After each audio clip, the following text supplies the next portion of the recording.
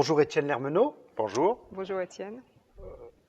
Juste pour vous présenter en quelques mots, vous êtes marié, père de 2 enfants, professeur à l'Institut biblique de Nogent-sur-Marne en région parisienne. Et puis vous venez de coproduire, si je puis dire, cet ouvrage, Les Églises baptistes, avec pour sous-titre un protestantisme alternatif. Donc, ce qui semble dire que c'est un sujet que vous connaissez, que vous maîtrisez. Alors, tout d'abord, je souhaite vous poser une question. Est-il exact que le baptisme est la dénomination protestante la plus importante ou la plus représentative au niveau mondial? Oui, en un certain sens, parce qu'il faut tout de suite préciser que c'est sous la condition qu'on ne prenne pas en compte le pentecôtisme, charismatisme, qui n'est pas forcément compté dans le protestantisme partout dans le monde. Bien, il y a beaucoup de ismes là dans vos propos. Définissez-nous charismatisme. Pentecôtisme, on voit plus ou moins ce dont il s'agit. Ce sont, pour faire court, les Oui. églises issues du renouveau charismatique qui donc mettent l'accent sur la pratique des dons spirituels. D'accord. Que vous datez à quelle période? Fin des années 60. Bien, je vous remercie. Oui, oui. Alors, comment arrivez-vous à ce chiffre de 130 millions de baptistes? Alors effectivement, 130 millions de baptistes, c'est un chiffre qu'on déduit des quelques données fiables, parce qu'elles ne le sont pas toutes, de l'Alliance baptiste mondiale, dont je reparlerai dans un moment. On prend en compte les membres baptisés, oui, environ 50 millions, pour faire simple. On multiplie par un coefficient pour obtenir ceux qui sont sympathisants, les enfants, et on obtient à peu près 130 millions de baptistes dans le monde. Oh. Mais il faut tout de suite préciser que les baptistes, il n'y a pas que les baptistes de nom qui sont baptistes. Bien. En fait, il y a beaucoup d'évangéliques dans le monde qui, sans porter le nom de baptiste, partagent les mêmes caractéristiques. Baptiste. Tout à fait. Et là, on pourrait dire que ça atteint environ 800 millions de personnes, ce qui est assez conséquent. D'accord. Donc ces 800 millions, comment sont-ils répartis sur le plan géographique? Alors, en ce qui me concerne, je me tiendrai aux données strictement baptistes au sens du nom, et plus particulièrement de la notion de l'Alliance baptiste mondiale. Alors, ils se répartissent. On va dire majoritairement le baptisme est aux États-Unis, enfin en Amérique du Nord, hein, toujours, on en reparlera. Et curieusement, le berceau du baptisme, qui est l'Europe, puisque le baptisme est né en Europe, ne compte pas tant de baptistes que ça. Environ 1 million de membres dans les églises, à peu près 2 millions pour la communauté qui est touchée par le baptisme. Mais il y a un phénomène tout à fait récent, c'est que le baptisme est en train de croître d'une façon assez phénoménale dans l'est de l'Europe depuis que le mur de Berlin est tombé, en particulier en Ukraine. Et ainsi, l'Ukraine a bientôt plus d'églises baptistes que la Grande-Bretagne, ce qui est vraiment un changement de données. Dans une période aussi courte. Oui, tout à fait, dans une période très courte. Hein. La chute du mur de Berlin, c'est 89, si ma mémoire est bonne, donc c'est une vingtaine d'années seulement. Bien. Alors, en d'autres termes, et si je vous comprends bien, c'est en Europe de l'Est que le baptisme est le plus dynamique.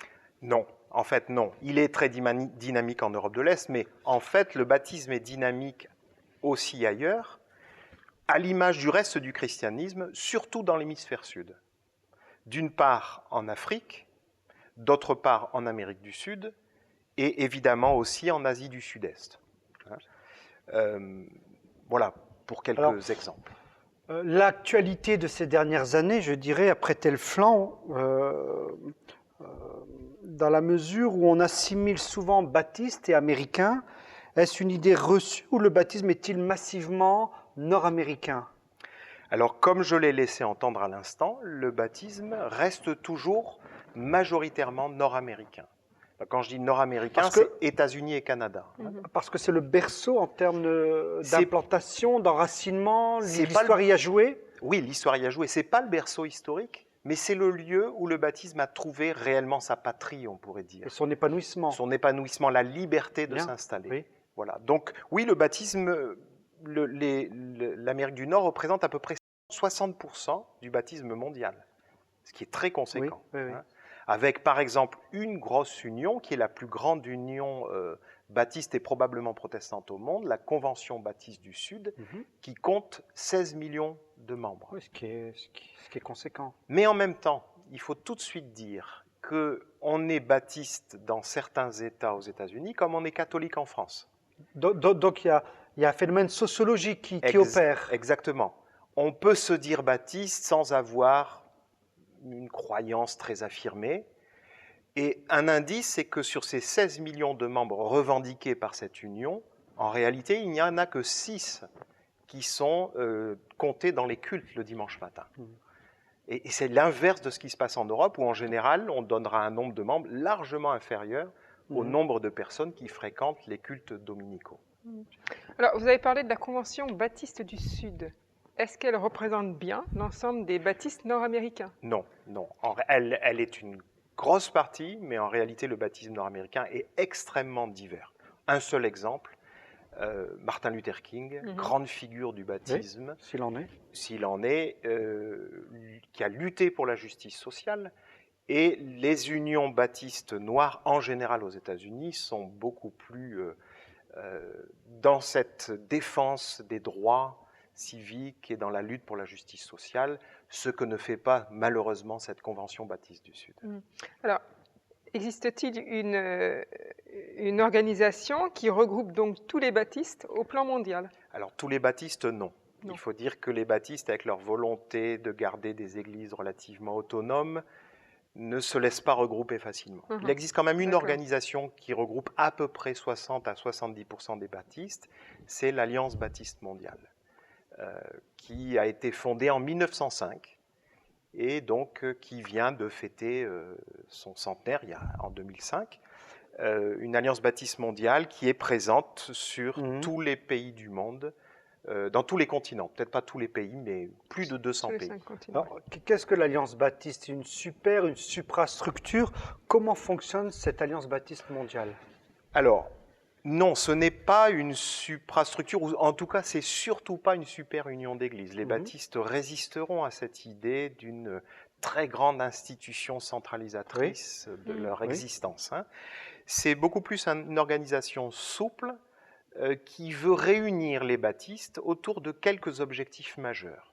Alors, Par exemple, je vous en cite un, unir les baptistes dans le monde. Oui. Ça peut paraître évident, ça ne l'est pas forcément.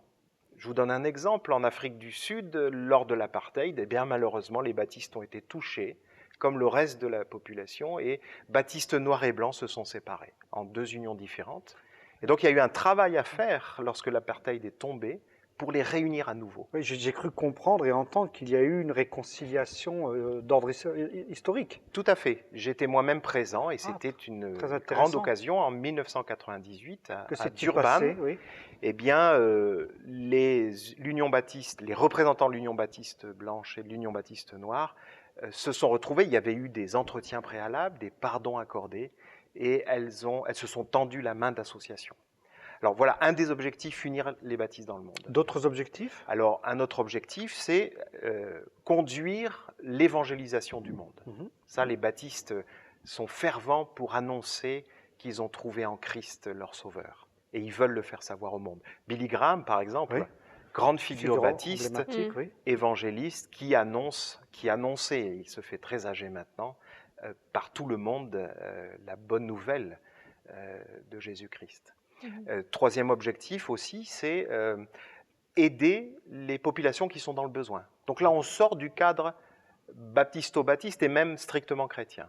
Il s'agit de venir en aide à des populations en souffrance. Donc une préoccupation pour la dimension sociale, pour les besoins élémentaires de chaque homme, de chaque femme. C'est ça. Alors, au fond, les églises, heureusement, les églises chrétiennes en général défendent aussi cette dimension sociale de l'évangile, y participent. Mais dans le milieu évangélique auquel se rattache le baptisme, pendant un temps, cette préoccupation a été abandonnée. Les baptistes, malgré tout, en tout cas en France, et pas qu'en France, sont restés préoccupés d'aider les plus pauvres, les plus nécessiteux. D'accord, très bien. Mais revenons à la question initiale. Pour ce faire, avec quels moyens l'Alliance baptiste mondiale tente d'organiser, de coordonner, d'articuler toutes ces forces vives?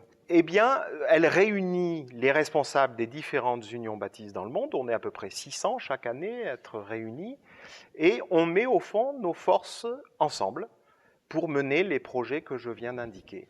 Alors, on met ensemble nos forces humaines, nos forces financières, et on a un président, c'est un petit staff, cette Alliance baptiste mondiale, qui représente donc une centaine de millions de personnes dans le monde, n'a que 20 personnes qui travaillent pour elle. Elle accomplit des choses quand même intéressantes. Par exemple, sur le plan de l'aide, elle a un programme annuel de 10 millions de dollars, ce qui n'est pas tout à fait insignifiant, même si à l'échelle mondiale, ça reste modeste. Vous parlez de l'entraide baptiste mondiale? Voilà, je parle de ça. Alors, ça donne une idée de son fonctionnement. Je parle de sa branche d'entraide. Donc, l'Alliance baptiste mondiale a des branches géographiques, en gros continentales. Nous appartenons à la Fédération baptiste européenne, et elle a des branches qui sont davantage des branches par objectif. Donc l'entraide baptiste mondiale, par exemple. Alors, ceci pour l'aspect, on va dire, action. Mais sur un plan théologique, sur un plan confessionnel, y a-t-il une confession de foi commune, une réflexion théologique commune? Alors, une confession de foi commune, non. Oui. Parce qu'elle ne se veut pas une église, une super église. Par ailleurs, en matière de théologie fondamentale et pratique, elle peut avoir, entre les baptistes, il peut y avoir des différences sensibles. Oui. Je prends un exemple. La place des femmes dans le ministère au sein de l'église peut être largement acceptée ici et complètement interdite là. Interdite, oui. Donc, il y a des questions un peu difficiles à aborder, tout à fait, évidemment. Mais par contre, il y a tout un travail de réflexion théologique ensemble. Alors, sur des domaines éthiques en particulier. Et aussi beaucoup de réflexion dans le domaine de la paix et de la liberté religieuse. Voilà les domaines où l'Alliance baptiste mondiale essaye de promouvoir de la réflexion et aussi des interventions. Bien, merci. Ok, nous venons juste de parler de l'entraide baptiste mondiale. Le défi Miché était un de ces projets conduits par l'entraide? Alors, ce n'est pas l'entraide baptiste mondiale qui a conduit ce projet, le défi Miché, qui s'inscrit dans la volonté des objectifs millénaires du développement, de réduire la pauvreté de moitié, mais elle s'y rattache. Elle s'y rattache très volontairement, oui. Dites-nous quelques mots, parce que vous avez commencé à peine à l'effleurer, sur la défense des droits de l'homme. Alors, la défense des droits de l'homme est une longue tradition dans le baptisme et qui s'ancre en particulier dans la défense de la liberté de conscience. Un nom qui est incontournable dans le baptisme, dans l'histoire baptiste, c'est Roger Williams, XVIIe siècle. Cet homme a fondé dans les colonies d'Amérique, on les appelait ainsi alors, la première colonie, le premier État qui va être vraiment libre sur le plan religieux. Avec cette idée qu'on ne peut pas, on a fui l'ancienne Europe à cause des persécutions, parce qu'on a adhéré à une foi qui a une forme un peu nouvelle, et on ne peut pas devenir dans ces nouvelles colonies le persécuteur qu'on n'a pas été dans la vieille Europe. Donc une liberté religieuse et de conscience pour tous. Pour tous, pas seulement pour soi. Au fond, l'idée majeure, c'est de dire on ne peut pas réclamer la liberté de conscience pour soi et la refuser aux autres. Et donc Roger Williams marquera, il ne sera pas le seul, mais il sera une grande figure, il marquera non seulement le baptisme par son histoire, mais aussi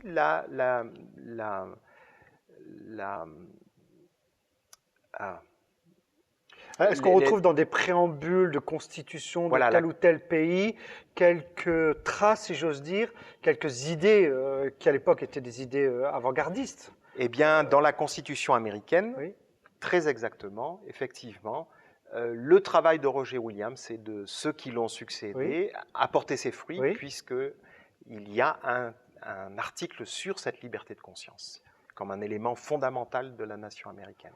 Donc, on pourrait résumer de la manière suivante, c'est le propos que vous venez de tenir, que l'identité baptiste